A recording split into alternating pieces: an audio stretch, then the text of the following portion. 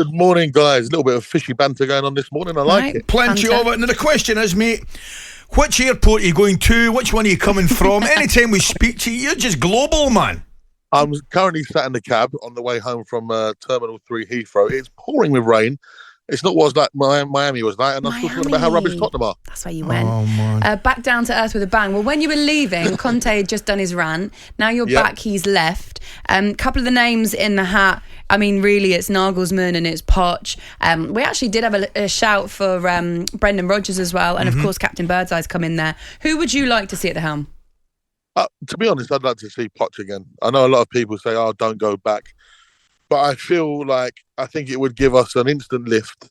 I think he's got an affinity with the fans, and he was the first one to really call it out and say, "Look, we need a painful rebuild." And I've said it time and time again. At the end of the day, Ben Davies, Erik Dyer, these kind of players, they were Pochettino's substitutes. They didn't get into his team. So I think he would come in, and he did it first time round when he came in. He had a massive clear out. There was a lot of names that were supposed big names at the club, like Adebayor, etc., when he came in and changed things. And of course, we saw Harry Kane flourish under him.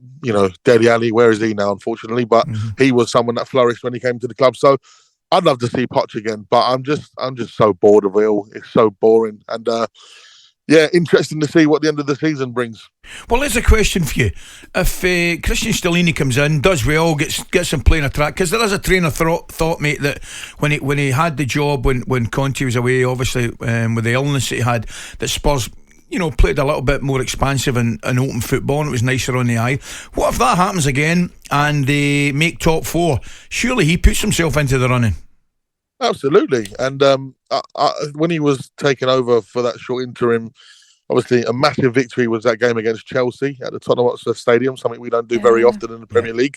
There was some growth for some of the players, like Emerson Royale, for example, someone I wanted out of the football club.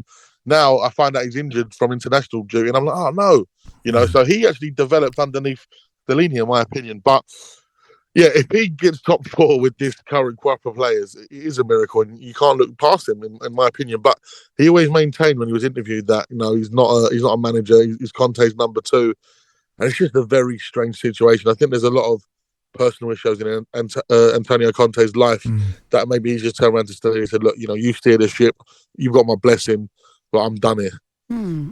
We had a few fans on, I don't know if you heard them a minute ago, one of them saying start from scratch, it's a rebuild, want to play attractive football, which accidentally I've written down as attractive footballers. I don't think that's a prerequisite. Are they on your mind this morning, Laura?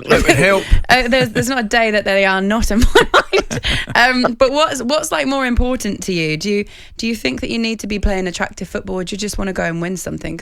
I guess that was the argument when Conte came in, wasn't it? Well, yeah, it's kind of be careful what you wish for type scenario, isn't it, really? Because, under Pochettino, that last season at White Hart Lane, we went unbeaten. We were, I hate to draw the comparisons with Arsenal. Obviously, they're doing amazingly well. They're at the top of the league and could possibly win it. But, if you are a neutral, watching Arsenal right now is the most enjoyable football.